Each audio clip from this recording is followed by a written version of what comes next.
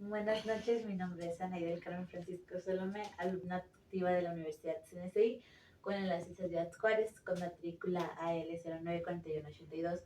Estoy en el módulo 2 de estática. Dice, el teorema de ejes paralelos tiene como principal objetivo que se puede rotar un objeto con respecto a varios ejes. En las tablas suele expresarse solo el momento de iniciar respecto al eje que puede atravesar al centroide. Una de las principales ventajas que da este teorema es la facilidad para poder calcular cuando se necesita girar un cuerpo sobre ejes y el esto no puede coincidir. En este ejemplo sería el movimiento de rotación de la Tierra. Nuestra Tierra o el Sol o los planetas se mueven a distintos ejes, pero siempre tienen una misma rotación, un centroide, que quiere decir el eje en su propia rotación. Dice, ¿cómo explicas el teorema de ejes paralelos en una situación de la vida cotidiana? Cuando nosotros hacemos eso, es por ejemplo, cuando un conductor lleva el cinturón de seguridad, para el conductor tiene el golpe del vehículo o choca con otro le impide continuar su trayectoria. Cuando nosotros explicamos el teorema de ejes paralelos es cuando dos objetos en sí se coinciden pero no chocan. Dice, ¿cómo explicas la fricción de las vías del ferrocarril y sus consecuencias de no ser considerada? Dice que el sistema de un ferrocarril rueda en carril es bastante poco favorable en términos de fricción.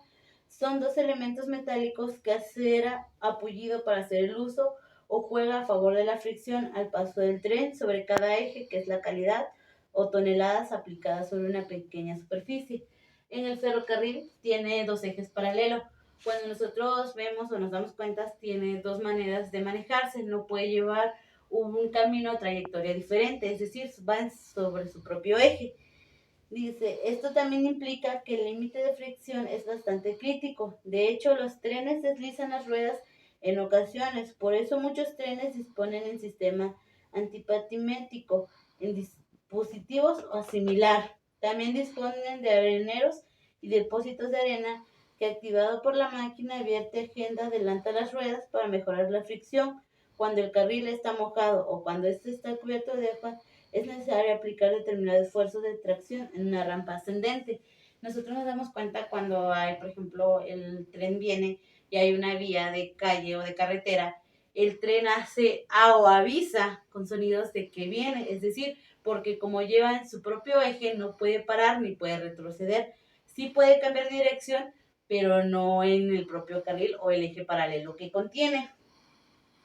Dice, ¿por qué es importante la fricción de la construcción en diversos mecanismos?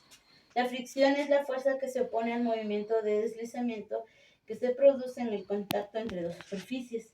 La única forma de que se desaparezca completamente la fuerza de enrotamiento sería con los cuerpos o con superficies idealmente lisas, el cual es imposible. Por esto es que se puede afirmar que la fuerza de fricción sea en todos los medios conocidos, así sean sólidos, líquidos o gaseosos.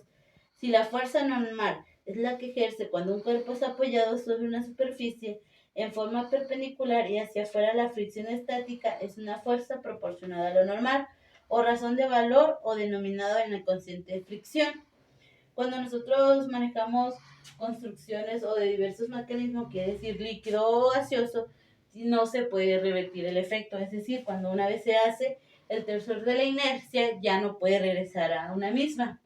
Dice, ¿cuál es el producto de la inercia? El tensor de una inercia es un tensor simétrico en segundo orden que caracteriza la inercia rotacional en un solo producto. Cuando un eje o cuando esto se expresa con base al espacio, viene dando una matriz simétrica. Dicho tensor forma partir en los momentos que la inercia según sus tres ejes perpendiculares y tres productos de la inercia. Cuando nosotros tomamos el teorema del paralelo en el eje, también conocido como teorema o simplemente como teorema de Einstein, sembrado ahí una circunferencia que puede utilizarse para determinar el movimiento en el que se genera. Como lo explicaba, cuando la Tierra genera o se rota en su mismo eje, se puede decir que es una inercia que se da por sustento de teoremas o paralelo. Y pues eso es todo y gracias.